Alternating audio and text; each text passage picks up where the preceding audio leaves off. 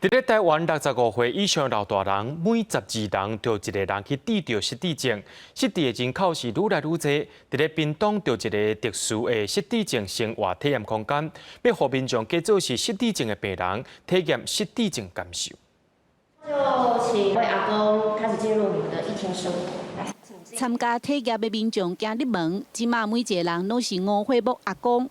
乌暗暗的路，4颗围仔的玻璃拢是阿公的心内话。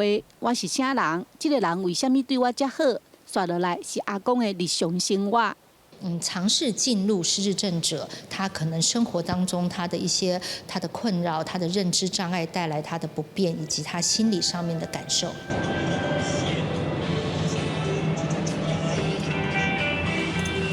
阿公的房间你熟悉无？每一个边角会当听到伊细细念的声。明明查某囝交代莫黑白走，阿公要是出门想要买物件，这时阵爱挂这种特殊的目镜甲手镯啊，双手的三个指头啊拢有塑胶片。体验失智老人，因的手会较无感觉，目睭嘛看袂清楚。完全看不到。我目睭灰，遐哪内底字，我一字都看无。我足认真看，搁插个电话下骹去看，搁看无。挂目镜手镯啊，细超市，伫限定时间内买好所有的物件，其实毋是一件简单的代志。大家前往柜台结账。徛伫柜台前，有人连皮包仔的钱拢摕袂出来，规气用倒的。